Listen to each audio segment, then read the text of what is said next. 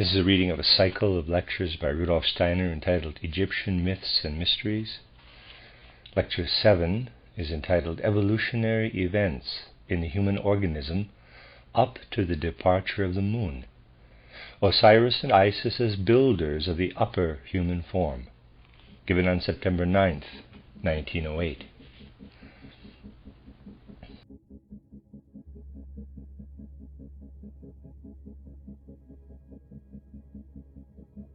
In the last two lectures, we directed our particular attention to bringing forward those facts of the evolution of sun, moon, and earth, which had a sort of resurrection in the Egyptian mysteries, in which the pupils of these mysteries, as well as the whole Egyptian people, learned to know. In his clairvoyant seeing, the pupil actually learned to know all the things mentioned here, as well as those that will be brought out today. The greater part of the people who were unable to raise themselves to clairvoyance learned about all this in a most significant picture. We have often touched upon this picture, which was the most important one in the Egyptian worldview. It is embodied in the myth of Isis and Osiris. We are all acquainted with this picture, and no one who knows anything believes that it is without significance. It was not only a picture for these people, but it was much more. What was contained in the Isis myth was told approximately as follows. In earlier times, Osiris long ruled the earth to the blessing of humanity. This continued up to a particular moment, later characterized as the point when the sun stood in the sign of the scorpion. Then it was that Typhon, or Seth, killed his brother Osiris by inducing him to lay himself down in a chest, which Typhon then closed and committed to the sea. Isis, the sister and wife of Osiris, searched for her brother and husband, and after finding him, brought him back to Egypt. But the evil Typhon, still striving for the destruction of Osiris, cut him in pieces. Isis gathered the fragments together and buried them in various places. Various graves of Osiris are still shown in Egypt. Then Isis bore Horus, who avenged his father on Typhon. Osiris was now again admitted into the world of the divine spiritual beings and is no longer active on earth, but he aids men when they sojourn in the spiritual world between death and a new birth. Therefore in Egypt the path of the dead was called the way to Osiris. This is the myth, which is one of the most ancient components of the Egyptian conception of life. Although there were later additions and changes, this legend pervaded all the cults of Egypt as long as any life remained in the Egyptian religious views. Having directed our attention to this myth, into which was compressed what the pupil saw as a real event in the holy secrets of the mystery schools, we must now turn our attention to what we began yesterday and try to gain a clearer understanding of what was produced in man through the influence of the various aspects of the moon. We have spoken of the 28 nerves proceeding from the spinal cord, which stem from the positions of the moon during the 28 days that the moon requires to return to its first form. We have probed the mystery of how, through the cosmic forces, these 28 pairs of nerves were formed in man from outside.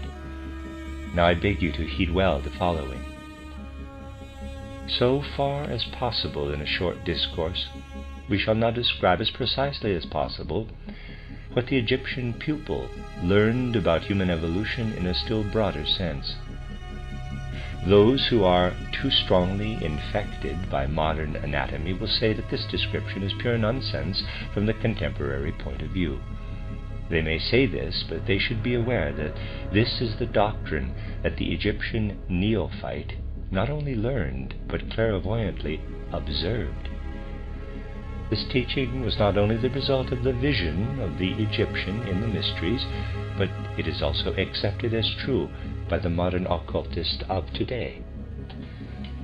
Let us recall what was said in the last lectures about how the earth, while still at the beginning of its evolution, consisted entirely of human germs, which formed the primeval earth mist.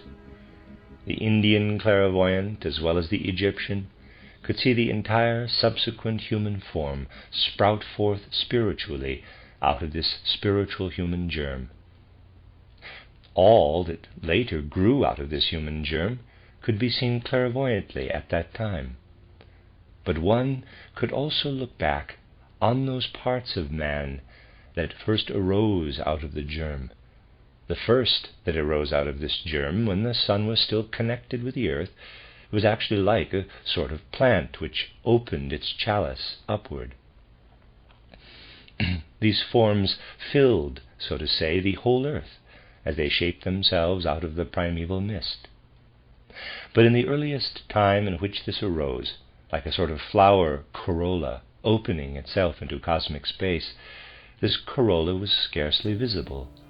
Man would only have been able to perceive it by feeling its presence as a chalice-shaped warmth body. This was present at first as a warmth body. While the earth was still connected with the sun, the inner part of this human formation began to light up and to shine into cosmic space. If at that time one had been able to see with the eyes of today, on approaching such a light form, one would have seen a sparkling sphere, like a glittering sun, which cast its gleams into space in a regular form. Today one can hardly form a clear picture of what existed at that time. This would only be possible if one could conceive of the pure atmosphere of our earth as completely filled with fireflies, raying their light out into cosmic space.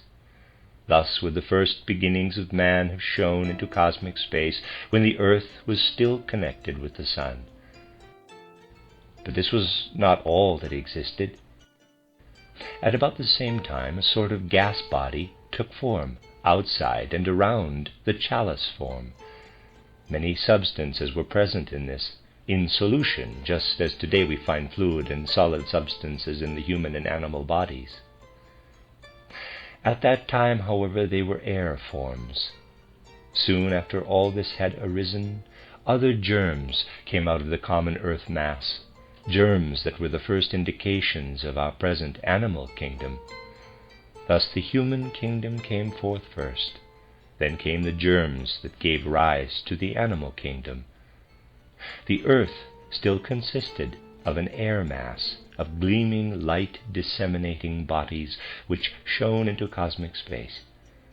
Within this air mass emerged the first traces of sexless animals, which stood at the lowest stage of the present animal kingdom. We shall see that these animals, then arising in their first outlines, had a certain significance for man. The important thing is that these animals, which then made their appearance, composed the thickest of the gas masses, like thick clots of gas. These animals developed through most diverse forms to a certain level, and when the sun had just gone forth from the earth, the highest animal form was the fish, although not the fish of today. The form of the animals of that time was entirely different from that of the present fishes, but it stood at the same stage. In the course of evolution, our fishes have retained what could be achieved while the sun was still in the earth. Now the earth condensed to a water earth, and the densest forms, the animals, swam in this water earth. Something singular now came about. Certain of the primitive fish forms remained animals and troubled themselves no further about the progress of evolution. Others, however, retained a certain relation to the human shapes in the following way. At the same time that the sun went out from the earth began to turn on its axis, so that at one time one side of the earth would be shone upon by the sun, and at another time it would not be shone upon. Thus day and night began.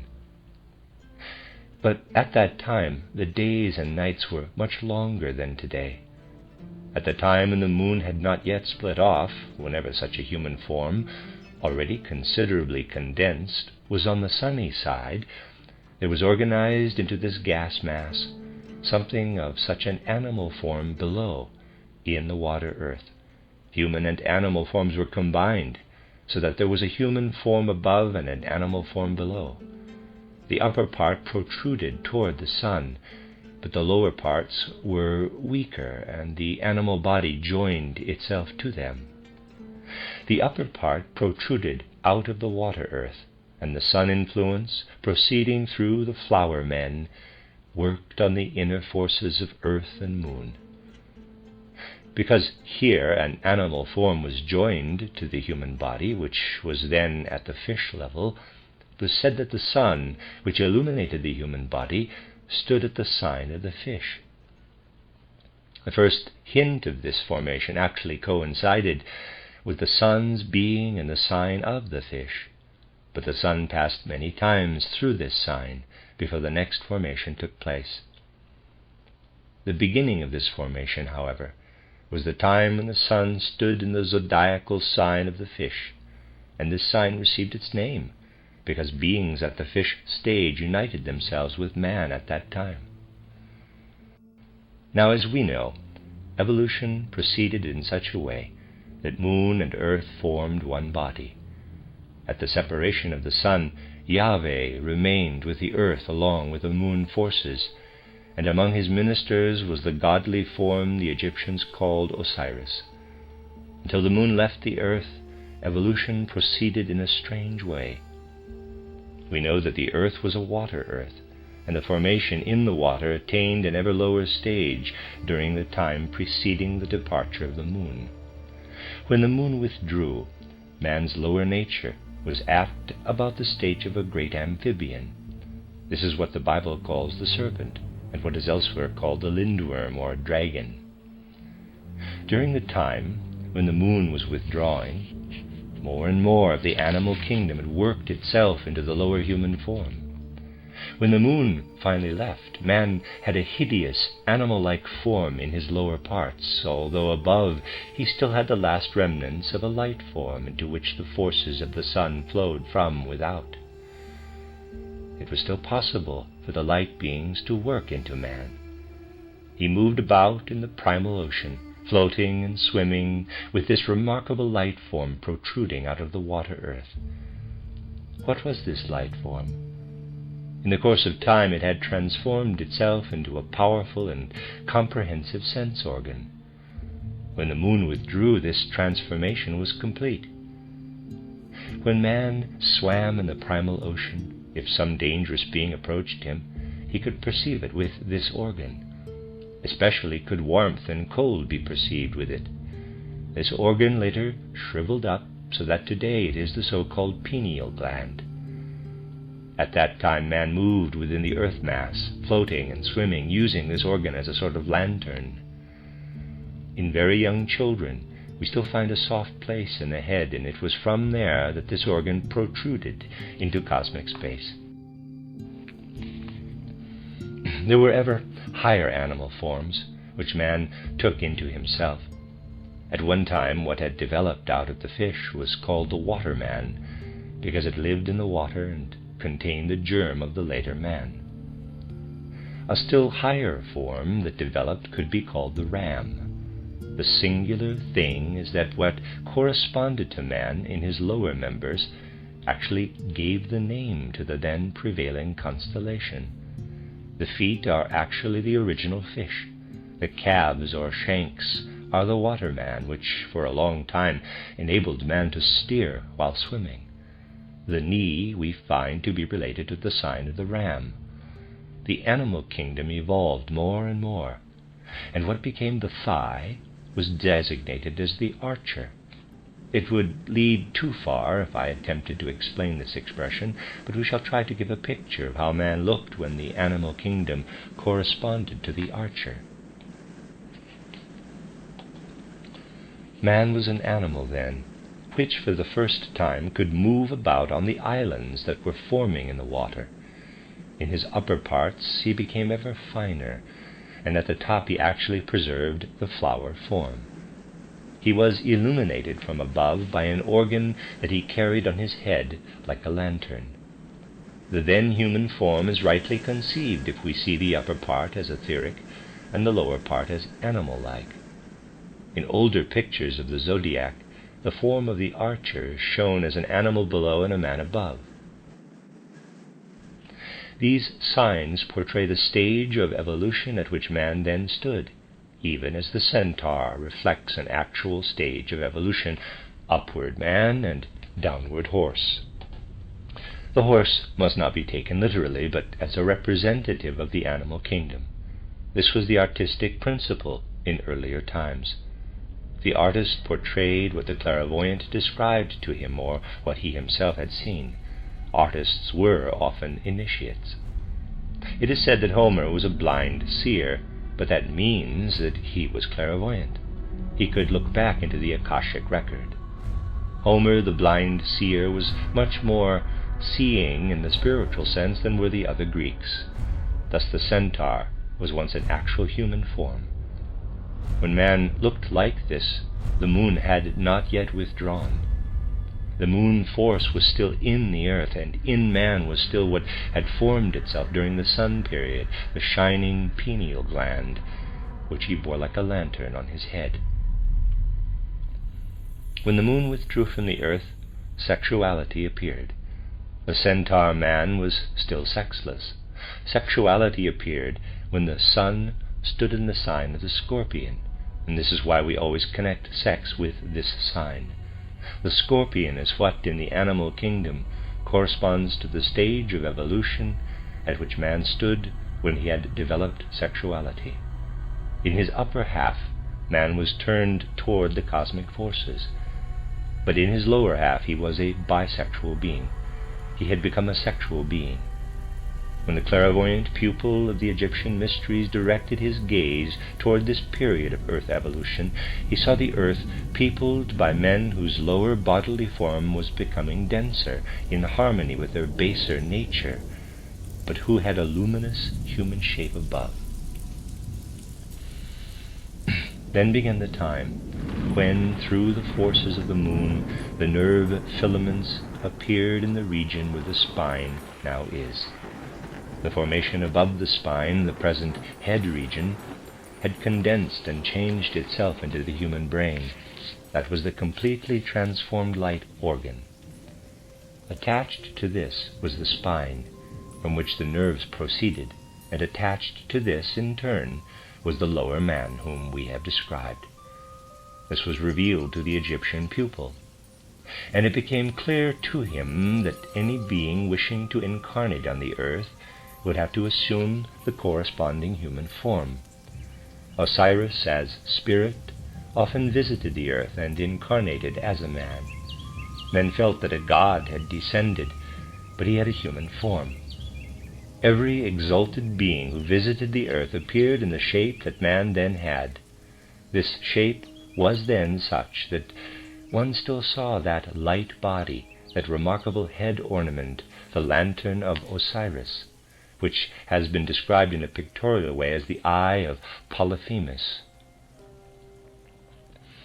This is the organ, the lantern, which at first was outside the human body, and which then transformed itself into an inner organ in the brain.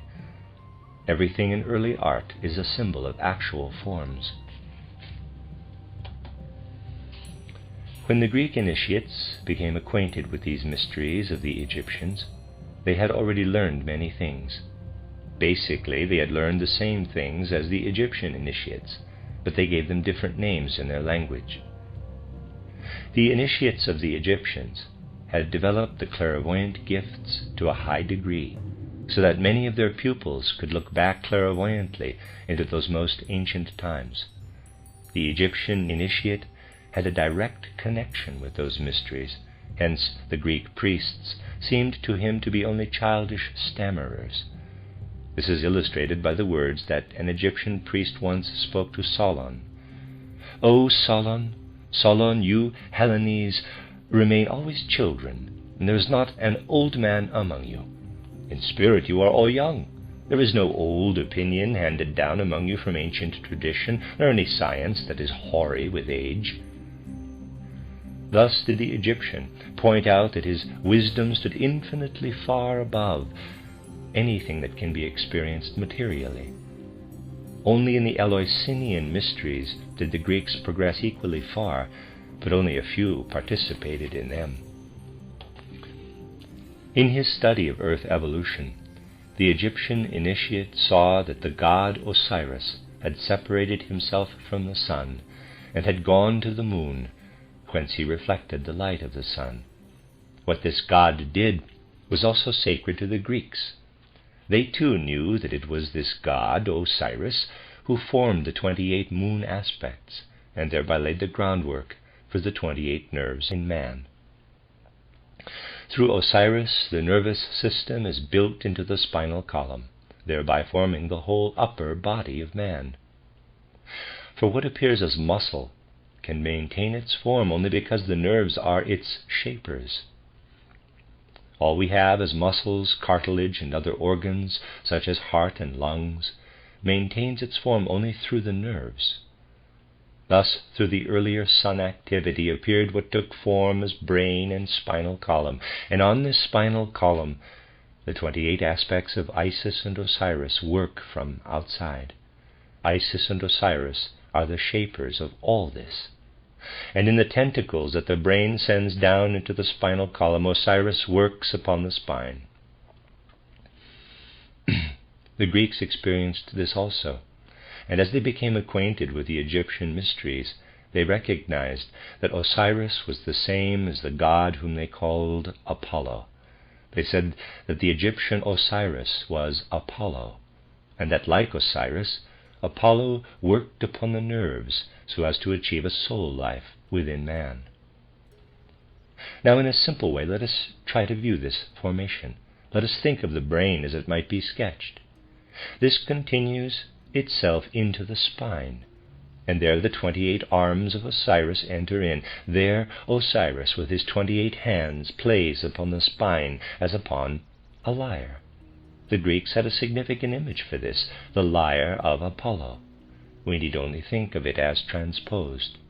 The lyre is the brain, the nerves are the strings on which the hands of Apollo play. Apollo plays on the cosmic lyre, on the mighty work of art that the cosmos has formed, and that causes to resound in man the tones that compose his soul life. For the Eleusinian initiate, this was what the Egyptians had given in their pictures. From such a picture we can see that these things should not be expounded too rigidly, or we shall merely be forcing fantasies into them. For as a rule, our experience should be that these pictures are actually much deeper than anything we can dream into them by means of the intellect. If the Greek clairvoyant spoke of Apollo, he had before his mind the mystery of Osiris Apollo and the human musical instrument. Osiris stood before the Egyptian pupil when he was initiated into the mysteries of earth existence. Thus we must say that these symbols, these pictures which have been preserved for us, and which characterize what has been taken from the primeval mysteries, mean much more than can be expounded by the intellect. This lyre was seen, the hands of Apollo were seen. The important thing is that we should relate every symbol to some actual vision, to something really seen. There are no symbols, no legends that have not first been seen. The Egyptian pupil could penetrate to such mysteries only after a long time. He was first prepared through a definite course of instruction, which was somewhat similar to basic theosophy. Then only was he admitted to the real exercises. There he experienced a sort of ecstatic condition, which, although not yet true clairvoyance, was more than a dream. In this condition he beheld what he was later to see in the form of pictures. The pupil actually beheld in a mighty living dream the departure of the moon, and of Osiris with it, and Osiris's working upon the earth from the moon. He dreamed the Osiris-Isis legend, Every pupil dreamed this Osiris-Isis dream. He had to dream it, for otherwise he would not have been able to come to a perception of the true facts.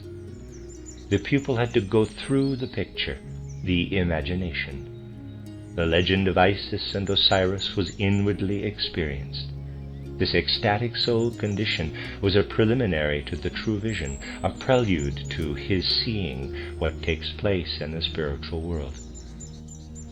What has been described today could be read by the pupil in the Akashic record only when he had reached a high degree of initiation. Tomorrow we shall speak further of this, and also of the other signs of the Zodiac and their significance.